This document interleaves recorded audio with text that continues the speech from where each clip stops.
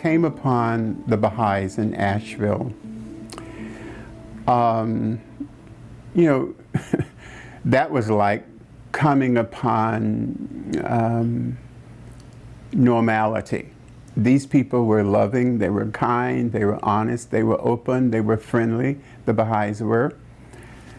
And you know, like, that's what the world ought to be about. That's normal. The hatred, the confusion, the suspicion, and all that was abnormal.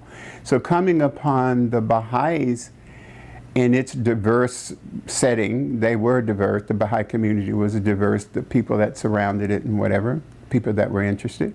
So that was like home. All of these folk were really wonderful and joyful to be around, and interesting and freeing, and God, it was really, really great. The Baha'is were explicitly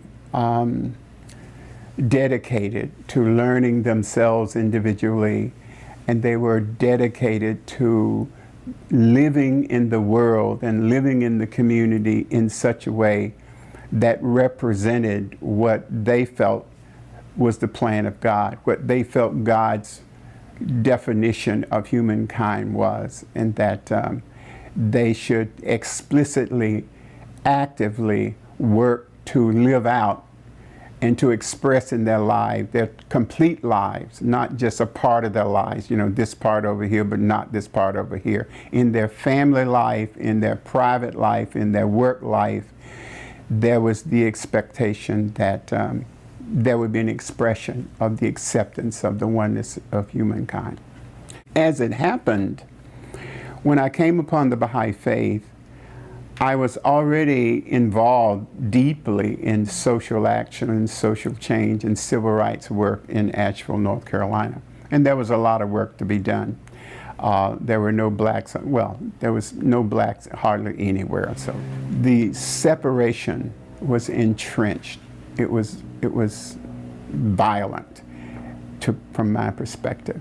And the challenge to remove that was obvious. So I was involved in the Asheville-Buncombe County Citizens Organization, which was the prime civil rights group in Asheville and Buncombe County.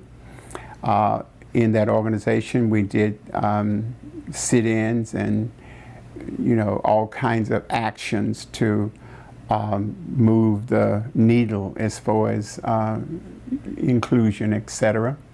I remember one time I had this little 4-6 Pontiac, and I made a big sign that you know, I took wire and, and attached it to the top of my car, and I had a, you know, get out and vote sign and whatever, and drove it through the city to encourage that.